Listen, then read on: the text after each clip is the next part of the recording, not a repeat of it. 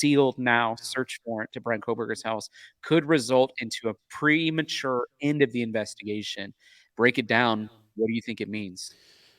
Wow, man. I mean, like you said, that's a big statement. Now, this is a motion.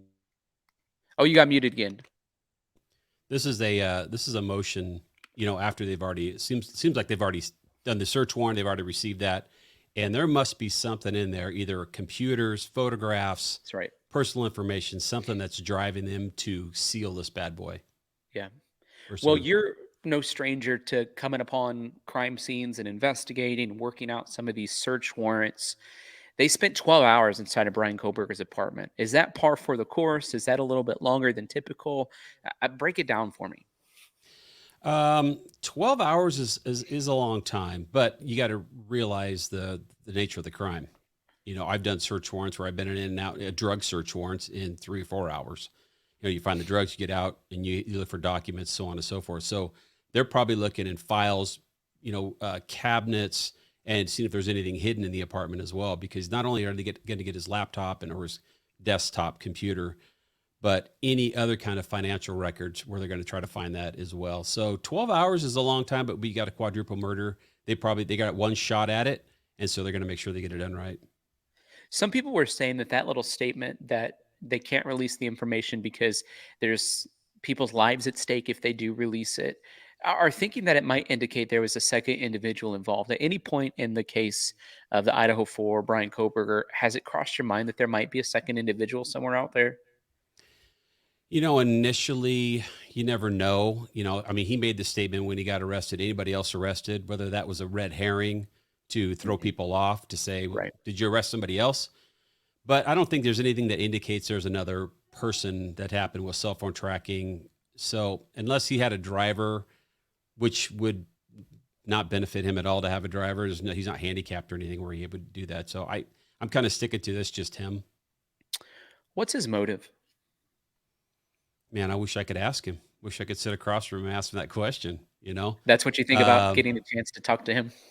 yeah, this guy, obviously he's been educated. He's gone to school. His Yeah. professor was the BTK, wrote a book. I think he's Yeah. infatuated with serial killing and to the point mentally that he just wanted to be part of that clan. I don't know.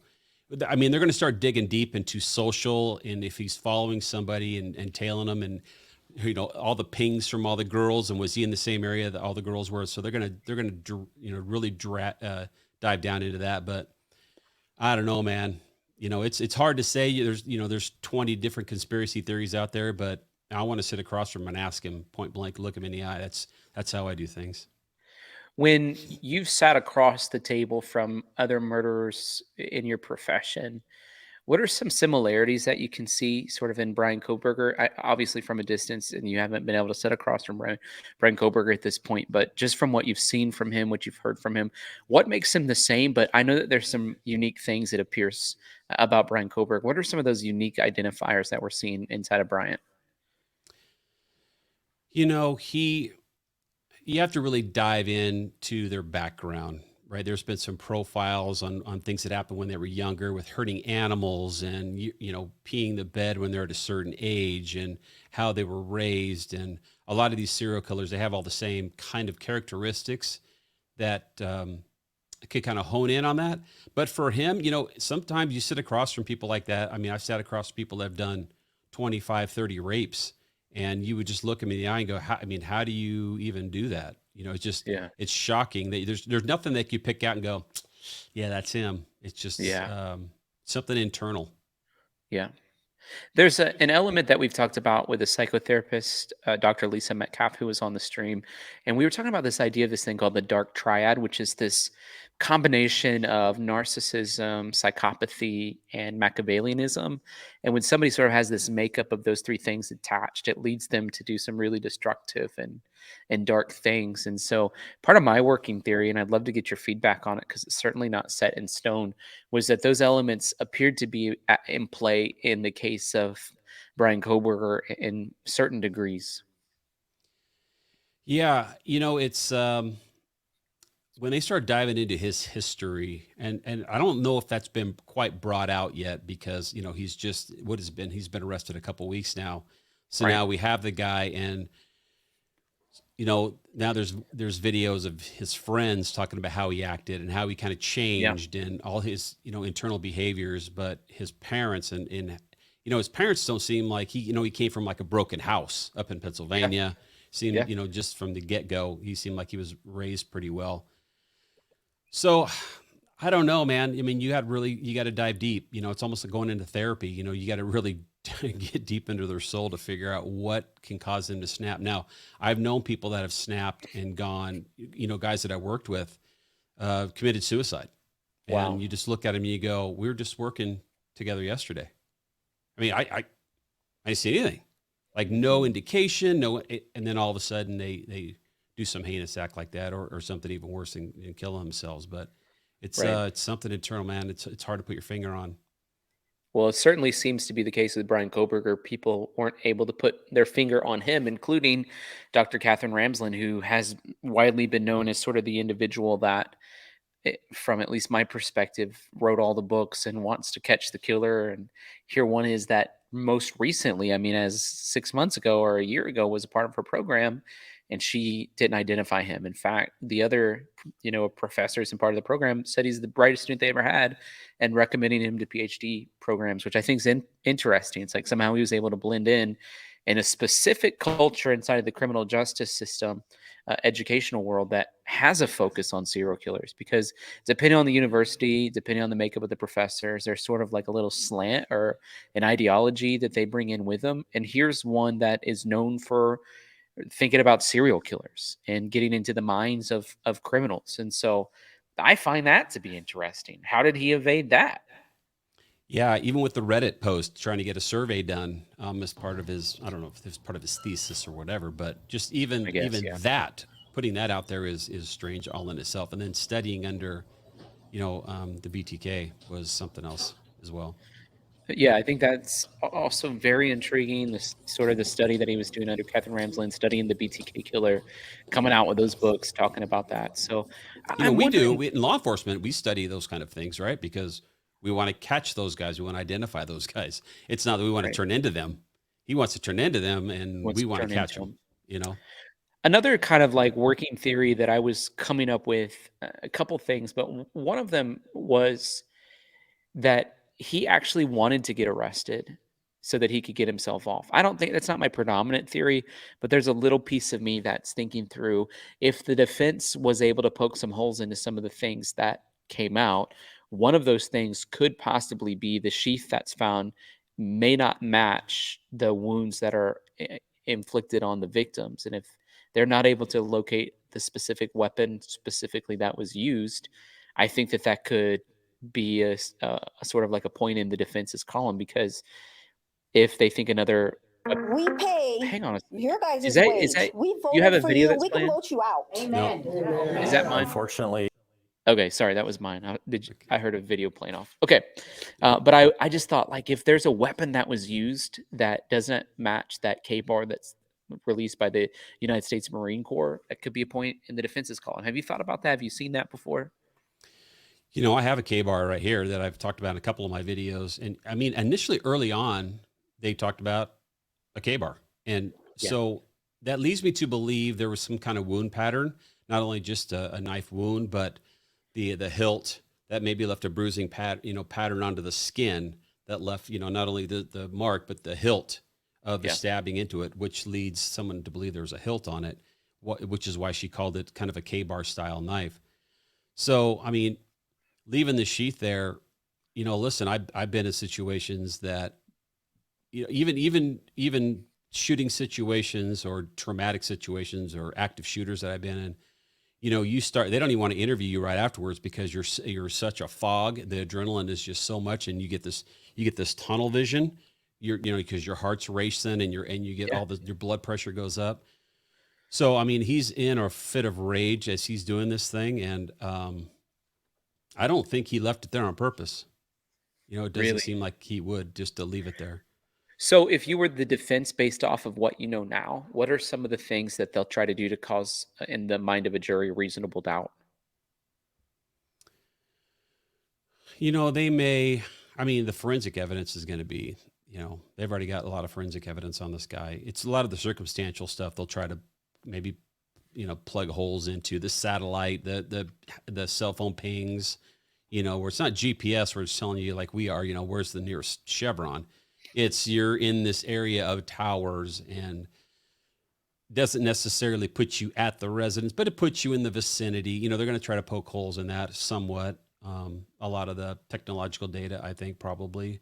But if Wow. you have some kind of touch DNA or even biological DNA inside the scene, or we don't even know what they found in his car yet, because we just Sure. have a 19-page snippet, Yeah. just enough to arrest him, and there's thousands of pages on this from 5 different agencies, I'm sure. The FBI have came out and said that they weren't behind the 2 stops within 10 minutes of each other in parts of Indiana as Bryan Kohberger and his father were making the trek from Washington State University back to Pennsylvania. I find that hard to believe just because it's such an obscure reason to be stopped, and then to be stopped multiple times. And not only that, but most of the time it would be the highway patrol that's making the stops and not like the local sheriff's department, especially on a highway like that. I I have a hard time thinking that somebody wasn't behind that. So if it wasn't the FBI, was it Idaho State Police? I don't know. I mean, I don't think they have a reason to lie, but when I worked for the sheriff's department, we made traffic stops on the highway all the time. We did details on the highway, and a lot of it was for following too close. We have lasers that actually measure the distance between following too close to see if because this is the number one cause of crashes. So it's not uncommon for sheriffs to do ticketing on a highway because I wrote thousands on a state interstate highway. And two, in Illinois, I don't know what their traffic's like, but Indiana, yeah. they're doing some heavy traffic enforcement. If this is a random stop, and who knows if he's hauling trying to get back to Pennsylvania, and he just caught their attention, and that it could be a white launcher too that caught their attention, just because it's been out worldwide, right? These guys know it's a white launcher. They see it, they get following too close, they're going to go up and just make the stop, and without anybody telling them. It's good police work, obviously. If you're stopping a white launcher for probable cause, it's great to have video. So kudos to them if that's their mindset. But I don't know if anybody's ever interviewed them and to talk to those troopers or not. Do you think it was Bryan Kohberger's first time? I don't know. Yeah. I don't know much. I don't know much about the last 10 years of his life. Yeah. I'd just be speculation at this point. He's been quiet. He's stoic. He's prepared. I mean, it seems to me that he's been leading up to this and not so much maybe done it in the past because he made some mistakes that he probably wouldn't make a second time if he did it. Right. So I don't know. Yeah, he's definitely made some mistakes. So as intelligent as they've made him out to be, there seems to be some flaws in the thinking around that. Yeah. What were the biggest mistakes he made, at least from a perfect killer's perspective?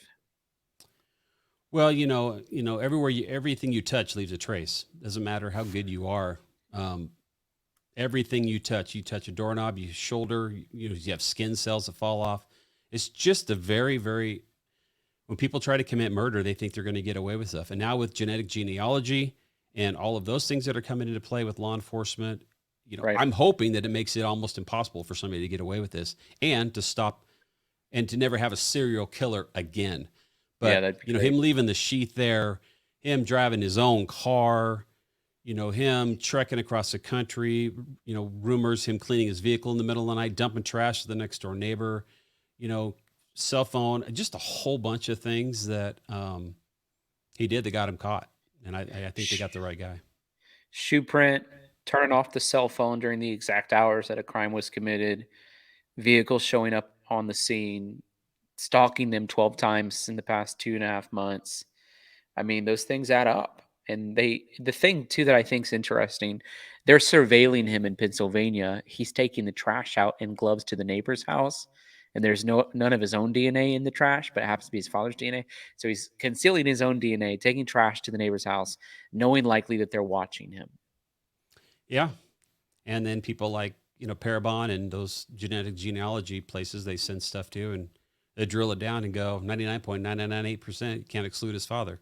So Yeah. that's a pretty tough thing. And then you have, some DNA on the knife sheath as well. And whatever else they're going to get in his apartment where they get the warrant, they're You're going to toothbrush, hairbrush. So they'll have his DNA from Yeah. there. And then whatever else they get whatever else they gathered in the crime scene, as far as blood and serological stuff, prints. Obviously, they have a shoe print. Now, shoe print doesn't mean anything.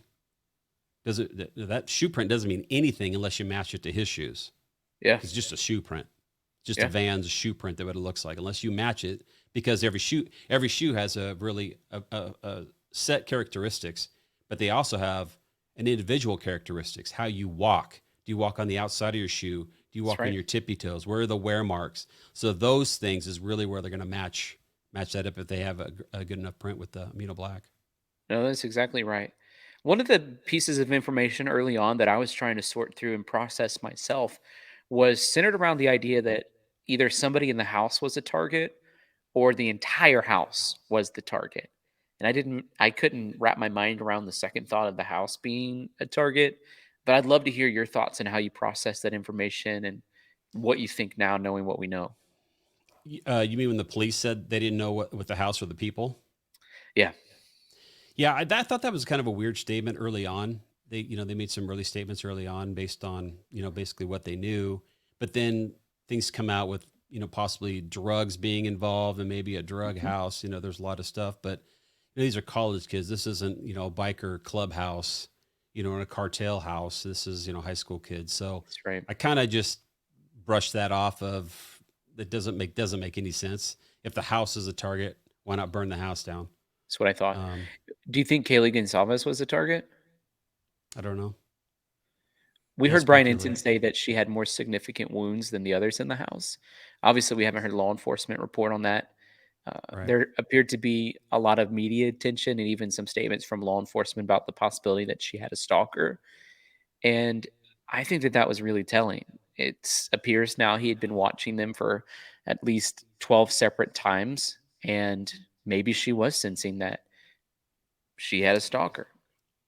She could have been. When they dive into her cell phone records and text messages, which is how they all communicate at that age, they'll find some more data on that.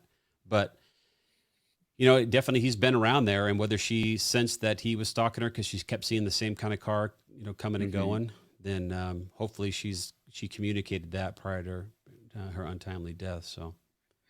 When the probable cause affidavit came out, what were some of the biggest points in it that was shocking to you? Just how much they knew, especially on my channel. I just kept telling people just to be patient. Yeah, Let investigators do their job, and it's not going to happen like this, CSI show in 45 minutes. that's Um, right. the cell phone, the video tying the cell phone pings, matching his path of travel to and from him driving the same car, which was pretty telling. That's right. That was in the affidavit. The knife, the sheath that was left at the house, the shoe print, all of those things that nobody knew. That's right. And, we kept telling people just to relax. How can they not catch him? They have to process this thing. And I remember starting out at a small police department where there was like 9 of us. And I can't imagine rolling up. This is before I went to a big sheriff's office, but, rolling into a quadruple murder that's Yeah, 3 stories tall. They have an underlying task. I mean, it's huge, surmountable task to have to get over. I couldn't imagine, right? And not only that, we've learned from previous 911 calls that it was a house that they frequented and had some level of rapport and probably even some level of affection to the uh, people that were living there. It's like, ah, these guys again, sort of like some camaraderie of a sort. Yeah, I mean, those campus police, even on every college, even over in Oregon and places where I'm from, they have the campus police. That's all they do is MIPs, minors, Yeah, curfews. That's a majority of their call load. So you have to have the gift of gab. You don't want to be hard nosed about it. You don't want to be coming there kicking doors. There are laws that protect people inside the houses. So they're trying to appease the call taker, stop the problem in the least amount of force necessary. And but it sounds like they were over there quite a bit. I don't remember seeing a list of how many times they were called to the house, but it seemed like they knew they'd been there before. well, 2 or 3 times in the past 2 or 3 months, just that alone.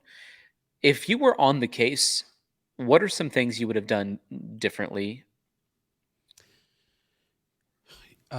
Can't say, because I don't know what they found and how they process things. There's a Yeah. procedure that everybody goes through, and just from the coverage that I saw, they did a really great job. The CSI folks taking pictures, and I was watching how they were taking pictures. It's like wide, middle, tight, ABFO, and the thing for scale. All of those things that they should be doing. They were doing those things right. Um, a lot of people were thinking that they walked in the house without booties on, and they shouldn't have been walking I around see. there. But it's common, especially in a extreme environment, to come into an area. Maybe it's a 10 by 10 area, process that fully, make sure you got everything out of there. And that's your staging area. That's where you take Yeah. things on and off. That's where you have paperwork. So for whatever happened on the inside, I'm hoping they did a bang up job. They got state police there. They got experts there. I remember working big cases in Oregon that we called in the FBI, and it was a great help. Yeah. So I don't know if I'd done anything different. They got the guy. Yeah. I mean, that's all in all. They have somebody in custody in a relatively short amount of time, in my experience. And so they did a great job with what they had. So until I see the police reports, I think they did. I think they were right on so far. Yeah. And you are pretty confident it was Bryan Kohberger and Bryan Kohberger alone? You know, um, Based on the affidavit, which is all we have, a 19-page snippet of what they have, um, unless something else comes out. This apartment, this motion to seal documents, and talking about officer safety and safety to the public, and it throws a little bit of a wrench into it. I don't have anything to base. I don't have any evidence to base there's another person involved, if that makes any Hmm. sense. I don't have any independent knowledge of anybody else. I'm not involved in the investigation, so I don't have any right to that information, and I shouldn't. Um, Hmm. but so far, nothing's led me to believe there's somebody else involved. Would it be okay if I put up that sealed affidavit warrant report that I had emailed you before and just sort of work through it a little bit? Because I think it'd be interesting to point out some things that maybe they're saying in there. Yeah, go for it.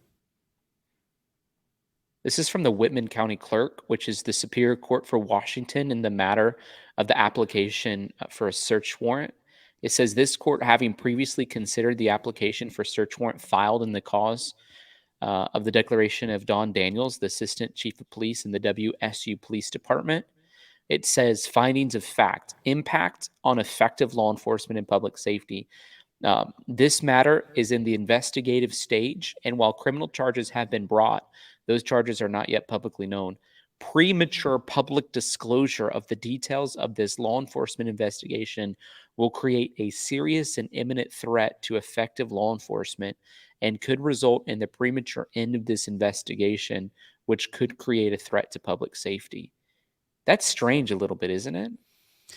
Yeah, the way it's worded, I mean, they they may have met one thing in there, but the way it's worded, imminent means right now. Yeah. Let's imminent threat to public safety. That's a big statement. So they found something in there that really concerned them enough. You don't see these a whole lot. I've never applied for one to have a motion of a document sealed on any kind of case. So it's a big statement. So then it says the personal privacy interests of the witnesses, victims, and victims' family named in the application filed in this case also supports sealing the document in this manner. So I think that's interesting. For those reasons, the information contained in the application and the nature of this investigation must be kept secret for a limited period of time. It is estimated the investigation will likely be concluded within 2 months.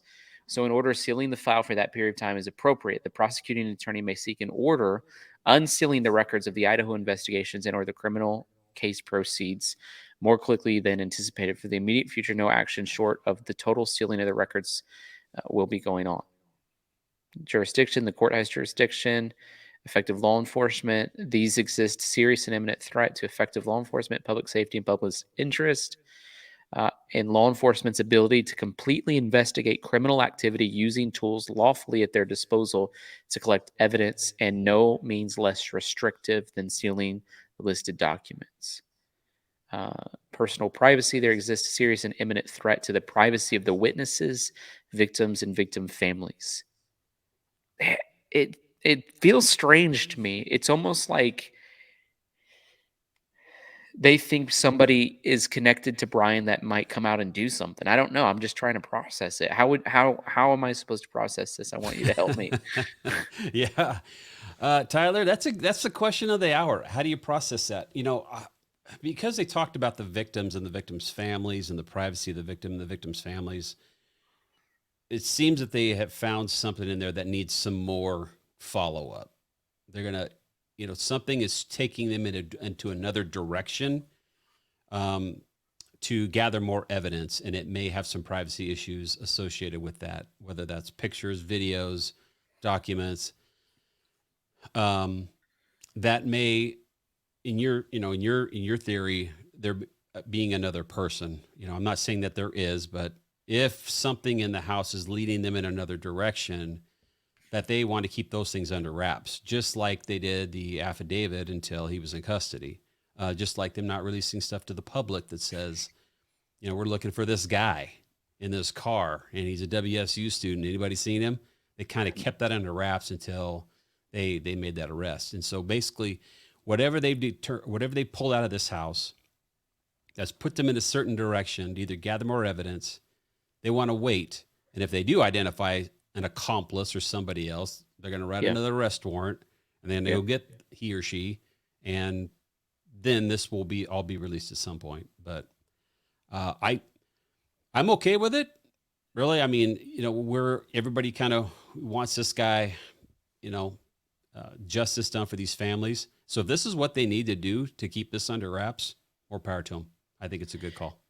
There's one of our viewers named OA Music who lives in Germany, I believe, and I've continued to ask questions about if the dad's a potential suspect or not. And I would imagine, just due to the proximity of location of Bryan's dad living in Pennsylvania, which is a long way away from Washington and Idaho, that he's not ruled anywhere in the capacity of being a suspect at all. He has an airtight alibi. Do you think the dad knew what was going on, or was totally oblivious? I think the dad probably knew they were looking for a white Elantra, but as a father myself, you never think your son is going to be the one and I have a son that's going to be out being accused of being, a quadruple murder suspect. So he probably knew what it was. Oh, it's kind of coincidence. My son has one. But then you're going all the way out to 10 miles from where it happened and you're picking up your kid. So I'm sure the thought probably crossed his mind, but as a parent, you just don't want to believe it. That's right. Yeah. Yeah. So probably crossed his mind. There's no way that he's involved. And at least from my perspective. And if he was, they would know that. I mean, law enforcement would be right on that. Have you ever heard of like a dad-son combo in this type of thing? This type of a crime?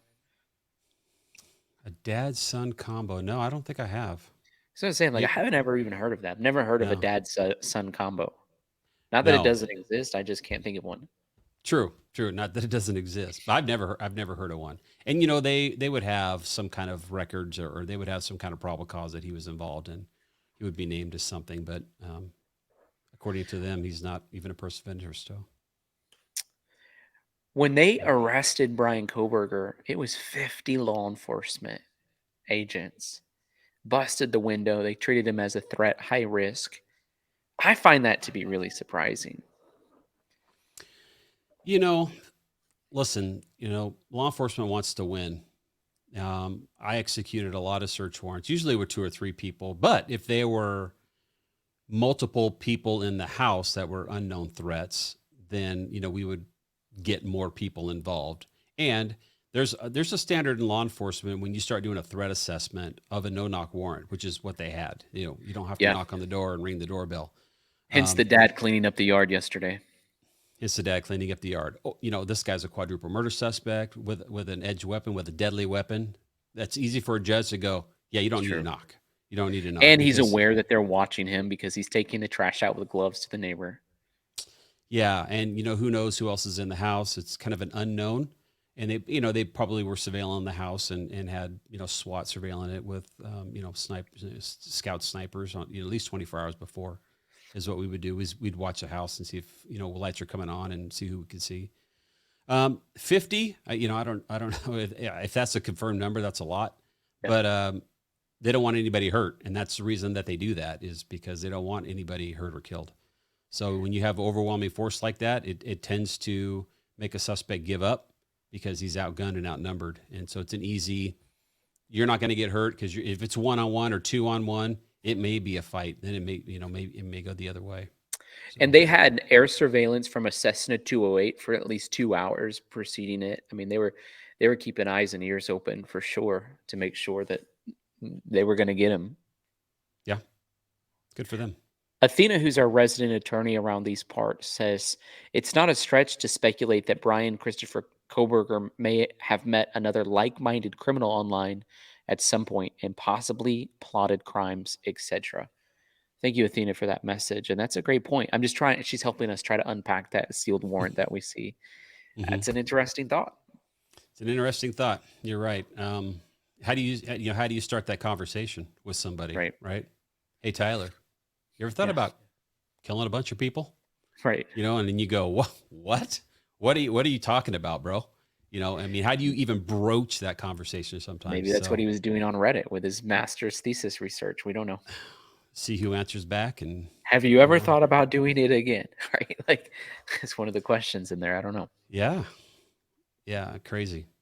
What are some of the unanswered questions we have about this case in general? Why? Motive. That's the biggest one. That's what everybody wants to know is why. Why them?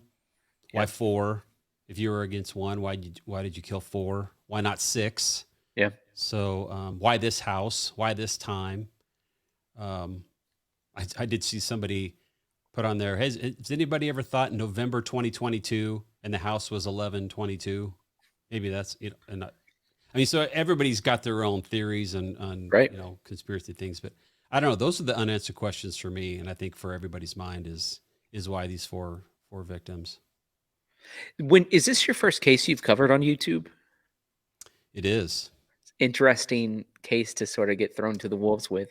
Yeah, it really was. I had friends of mine telling me I should start it up with being, a retired guy that's done it for so long. And it just so happened, a friend of mine called me from New York and says, bro, I need to see a video from you this weekend. I'm like, come on, man. And I've been a professional photographer on the side too, have my own studio and had photography stuff, how to do Photoshop. And when I started covering the case, it kind of flipped really quick.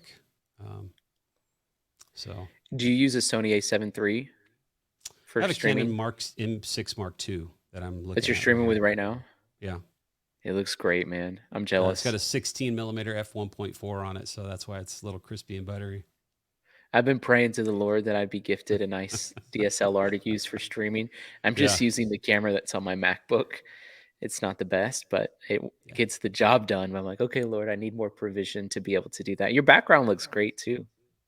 Yeah, it's I have a whole studio here in my house, so I have this dedicated space that I can turn the camera about 5 different ways and have 5 different sets in here, which is pretty cool, pretty nice to have. Wow, I told my wife, I said, you can have the living room, kitchen, dining room, you can have everything. I just need this is just my room in the garage. It's the only 2 things I need, and you can have everything else.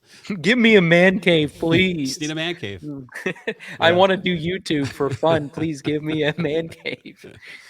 Well, you've taken off, and I love that. I'm the big supporter of other people doing well, especially ones that handle cases with integrity, because there's a lot of negativity. There's certain parts of YouTube that I think are really negative. And so when you came on the scene with this case, I got really excited because I'm like, yeah, it's another good one in the genre. And I really appreciate just the integrity that you have as you cover these cases. I appreciate it. It's a new arena, the true crime arena, and who's in the game, who's not in the game, and who's covering what.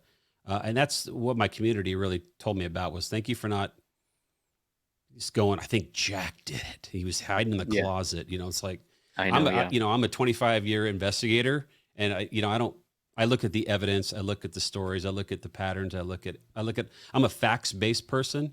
Yeah, So I'm not somebody that can do a live stream every day and go, let's talk about these theories. It that's what doesn't I do feel every right day. inside for me. Yeah, yeah, yeah. I'd rather there be some kind of something from law enforcement or topic I could talk about. So that's why I don't put out a video every day, but I'd like to I'm a fan someday. of the scientific method, so I Me believe in too. creating hypothesis around facts that we know, but it can get really dangerous as well. So I believe in protecting, especially like we talk about young people involved in these cases. It's like the last thing we need are a bunch of crazy people on the internet coming after them, which is unfortunately in the previous case I covered in Kylie Rodney, which was a bunch of teenagers in the woods that everybody went after, and I found it just so disheartening. So this case is at least we're dealing with people that are 21 years old, which is a little bit different than people who are 18, in my opinion.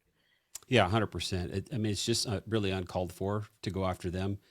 There's a million questions. Why this? Why this? And you don't think law enforcement interviewed one of the surviving roommates and said, Yeah, what right. happened? And she made one statement. And they go, oh, okay, that's it. Yep, good. And We're they good. probably interviewed for hours, Yeah, and there's dozens and dozens of pages on things. So for somebody to say what happened in that room and in that house, it's all conjecture. It's all right. speculation.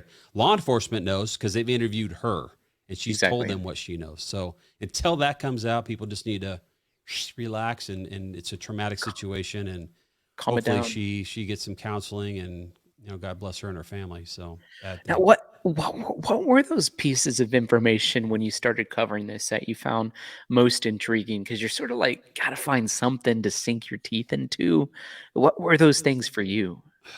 You know, um, they started talking about the weapon. I thought, well, I have a weapon. I can talk about that in pattern injuries, what you must most likely see, and just from the forensic standpoint, what they may be doing at the house that I could see and comment on. The how I did a video on the house that Mhm. we had a diagram that came from Reddit from a potential, I think maybe it was a homeowner or a Yeah. somebody that had it. So I compared it to all the Zillow photos, and it looked really accurate. And there really wasn't anything out there explaining the house. And with my brain laying it out that way, helped me figure it out. And so I just did a video on that to maybe, because the comments were, how could she not hear? How Right. could, they're all below. How could she not hear? And I was like, well, maybe, I don't know. Let's see how she could not hear. Okay. On this bedroom on the bottom floor, directly above it is the living room. There's nobody above there. Yeah. And maybe there's nobody next to her here. So now we're talking about another floor. So could she potentially not hear? Sure, Yeah. for sure. Yeah. So that was my reason for doing that video, was just to explain to some people that there's a potential she couldn't hear. Yeah. Yeah, And I agree. I thought there was a potential she couldn't hear. And we also don't know if they were drinking or not and how tired they were and if they put headphones on. There's so many different factors. Now, Chrissy 100%. sends a question, says on page 14 of the affidavit, it says that BM's cell phone pinged at 9 a.m., but page 15 says law enforcement doesn't think he was or had since the murders. I'm confused. So I think the breakdown would be, I think she would say BK. BK, yeah. I think the breakdown would be like he turned his phone off, turned it back on, and drove back onto the scene at like 9:12 and was there until 9:21. Isn't that how you understood it? Yeah, that's how I understood it. Yeah. Yeah, when it was gone dead. And investigators are going to drive those routes. They're going to drive the long way that he went back. They'll drive the Yeah. shortest route, and they'll drive all those to see if there's any dead areas in there. You could tell. And You could see tell if there's if bite they can marks on the find the floor. murder weapon is my would be my guess. Yeah, if they know which route he came back. I mean, what is it, 10 or 12 miles? I don't know. 23 miles on the longest route, maybe, or I don't even know. That's a long way. I'd be looking for bridges, Yeah. waterways they may cross where you could toss something over, maybe put some divers in there. Yeah, that route's going to be important. Can they get a conviction without a knife? Sure. Does it help to have the knife? Sure. It seems like in most of these cases we hear about serial killers or mass murder killers wanting to keep a trophy. We haven't heard any talk about that in this case. What's your experience with that? Uh, I mean, the ones that I've worked, we didn't find anything that the suspect kept. Now, we didn't work cases that were as big as BTK or Yeah. Bundy or anything like that. It's not uncommon. Obviously, we all know about it. We all read about it. I haven't had any experience with that, with him keeping items. OA Music sends another question. It says, "What if the dad is the killer, acted alone, used his son without his knowledge? You think?" Sorry to ask so many questions, but I love getting a chance to talk to Johnny Law. P.S. I live in Istanbul, Turkey. So, okay, Turkey, not Germany. What do you think about that? What if the dad's the killer? I don't think he is. There's no way. Like the dad has a clear alibi of being in Pennsylvania. He does. Yeah. There's too much evidence pointing in that affidavit to him at WSU making the tracks over. They can compare it with dad's cell phone. On that search warrant, they're going to collect all data. They're probably got dad's cell phone as well as part of that warrant because Yeah. he went and picked him up. So they're gonna do some comparison on that and rule him out. And I think by now that if he was involved, then there would be another arrest warrant for him, and there isn't. So I don't suspect that's happening. When somebody uses a knife instead of a gun, I think that's peculiar because I mean I've not been on true crime that long, only since the Gabby Petito case, which has been about a year and three or 4 months. I've covered quite a bit of cases in that time span. Uh, we don't hear about knives hardly ever in the United States, especially. Yeah, I mean it's a personal thing. If you want to be known for something like that, um, one of the last cases I worked before I retired, um, it was not even a knife or a gun. It was just a blunt force instrument, Uh huh. and that killed him. And that's up close Wow. and personal too. So I mean, it it does fit a certain mo, and it does talk about violence and how angry somebody is to do that, to get up close and personal and really in that whole space there. Yeah. It's a pretty violent act. But we don't hear a lot about knives so much. Yeah. I don't. I mean, I hear about like in London because I was paying attention for whatever reason to the mayoral race in London a couple years ago, and there one of the big issues in the campaigns that the candidates were having to come and speak about had to do with knife violence in the city. And I thought that's so interesting because the big like political conversation in the United States seems to be centered around gun usage and Second Amendment rights and things like that. And then you go to a land where the guns don't exist and the conversations about knife violence, which it's not a conversation we've had to have because people just use a gun. Yeah, I mean a lot of people carry them. Just law enforcement, we all carry them just in case your gun comes out of your hand. You're in a fight, so you get your hand on a gun. We train for that all the time. We'd have knives, even on our ballistic vests. That if you're fighting over your gun and your gun comes out, you have to have a secondary. If it's either on your ankle or if you can't get to it, you got to be able to go to a third weapon to defend yourself. So, That's interesting. I didn't know that. yep, for Donna D sure. sends a question and says, "Is having a knife sheath just as good as the murder weapon?" I heard someone say that. Well, they have DNA on it, so yeah, um, for sure. You know the they've convicted people with no with no guns or knives even present at the scene, but having the actual sheath next to a victim with DNA on it, that's a wrap. That's a wrap. Whether it was blood or if it's touch DNA, they had enough indicators on there with enough cells to be able to test it. So the knife's always nice to have, but what do you do when you test the knife? Is this the murder weapon? Yes. Is his DNA on the knife? Yes. Is his fingerprints on the knife? Maybe, maybe not. It's got a leather wrap on it. Um, but if his DNA is on the knife, great. Is the DNA on the knife sheath? Great. Potato, right? It puts you in there. You have no reason to be there in that bedroom right then and there. So, Jason Jensen, who's a private investigator, had made a statement that we talked about a little bit on this channel that since the knife attaches itself inside of that knife sheath is actually considered a weapon. And I mean, I never had even thought about that. Like, okay, they actually found the weapon because that knife sheath is an extension of the weapon. And I was like, well, that's a good perspective that I didn't have an awareness for. I mean, it's leather. So, It's obviously not something that you're using to inflict the wounds. no, it's Yeah. it's it's blunt force. I mean, I have one right here.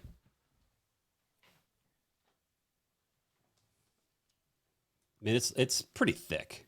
I It's mean, the it's same not going to. knife. Yeah, this is the same knife. This is. I was in the Marines for 8 years, so this is Wow. when I had these. So I mean, and it's you'd have a leather leather wrap on it, but this is where they found the DNA on these straps. Whether it was underneath where the thumb, Uh-huh. or on the top where you do it. But it's pretty thick, so it's not going to do, and it's pliable, Yeah. right? So hitting that onto a surface, it's not going to Don't do do any anything. damage, right? Yeah. Yeah, but if the I knife's think in he it, was just it's a little more sturdy, but still it's going to be more blunt force trauma than a stabbing motion. well, I was thinking, I mean, I think he was just making the assertion that, like, just thinking of it as an extension of the weapon, it counts as a part of the weapon. Erica sends a question. I don't know if you've been following the Tapatalk thing, but she says, what if the Tapatalk was Bryan Kohberger and he just wanted to see if he could feel something, some emotion, because it said he feels nothing. He felt like a criminal. Have you seen that, or do you know what she's talking about? No, I don't. Is I'll that a put it. city or a person? So it's about Bryan Kohberger. Tapatalk's like a forum, and so Oh, Tapatalk. Mm-mm. it says people. This is apparently him who wrote this. Jennifer Coffindaffer and others have been talking about it as well. But from 2010, he said, "I can't remember anything recent or anything from childhood. I used to be able to remember everything from my childhood and everything every day for a month before me. Now I'm just a blank soul living in the now.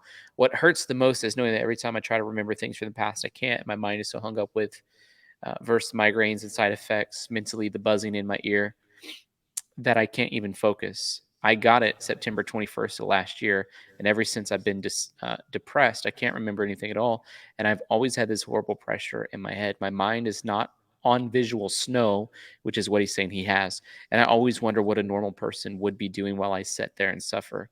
This whole thing has made me crazy. I feel like my life is pointless because people can think about times with parents, childhood memories, and be happy. I won't be able to. So he has what's called visual snow syndrome. Mm. Yeah, I hadn't read that, and that's him that made that post. It's his Apparently. picture. That's him in the picture, and it was posted in 2010. Oh, gotcha. And so it would just be kind of a stretch. Everybody's assuming that it's him, and they're saying it's Bryan Kohberger's post because there's no reason to think it would be anybody else. He was posting it as if it was him. He used his picture, and apparently he has visual snow syndrome. So Mm. Well, they're definitely going to do some analysis on him. So, it's coming out. competent to I stand. don't know much about visual snow syndrome, but it's a rare condition that basically makes it look like in your vision you just have static white dots everywhere, and so it's continual visual disturbance. It obscures your vision, and I think it is really harmful and hurtful for people, even from an emotional perspective. Yeah, for sure. Another question from Mickey says, if I find the timeline a bit odd, four people, at least two fought back, two different floors in less than 10 minutes, is that even possible? Yeah, what are we talking? The time frame, 15 minutes, something like that. 14 minutes, 16 minutes, I mean, from when he pulled up to when he left. Yeah. Yeah, I mean, if it's fast and rapid, for sure. I mean, you can imagine walking around your house. I mean, how long would it take you to get upstairs to your house? 15, 20 seconds. Come back down, a minute.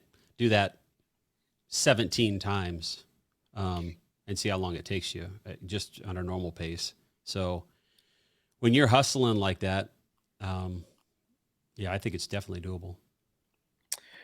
Yeah, I agree. Well, I appreciate you coming on, Johnny Law. Is there anything else about this case that we didn't mention that you felt like we should talk about? No, I think I appreciate you having me on, Tyler. Great job on your channel. I Thank you. appreciate you having me on, and just hope and pray that we get a conviction on that, and Yep. everybody's got their ducks in a row, and the case is tight. And I'm sure there'll be more that comes out on this case. And thank you to all your fans for showing up tonight on the live stream. I've done Yeah. 2 live streams myself, so I'm still getting a feel of it. Yeah. So, Well, yeah. we'll send people over to your channel. Hopefully, you'll get some likes and subscribes and all that. And then one thing that I'll do is cut this video down to where it's just the portion of the interview, and I'll repost it and I'll send you a link to that. I really appreciate you hopping on the stream with us today. It means a lot, and a little jealous of your camera, but I'm cheering you on and hope you grow really, really fast. Oh, maybe you get one for Christmas or your birthday. Right. And those just both passed. So I got a lot of praying to do.